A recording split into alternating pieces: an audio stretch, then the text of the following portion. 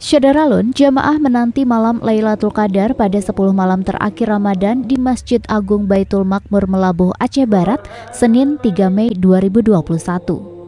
Setelah melaksanakan sholat tarawih, jamaah melanjutkan ibadah sunnah dengan membaca Al-Quran, berzikir, berdoa sembari memohon ampunan kepada Allah dan berharap keridaan dalam 10 malam terakhir agar bertemu dengan malam Lailatul Qadar. Lailatul Qadar merupakan malam yang istimewa atau disebut juga malam penuh keberkahan atau malam 1000 bulan. Apabila berdoa dengan sungguh-sungguh, maka akan dikabulkan Allah Subhanahu wa Ta'ala. Dengan keridaan dan kebaikan malam tersebut, umat Muslim selalu berharap bisa bertemu malam yang penuh kemuliaan tersebut. Apa saja rutinitas yang kita lakukan? Yang kami lakukan di sini tadarus, ya kan. Habis itu berzikir.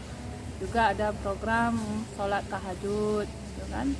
Dan juga ada kajian Islam ya habis sholat subuh. Gitu. Dan semuanya melakukan di sini untuk mendekatkan diri kepada Allah. Dari Melabuh, Yulham, Serambi On TV.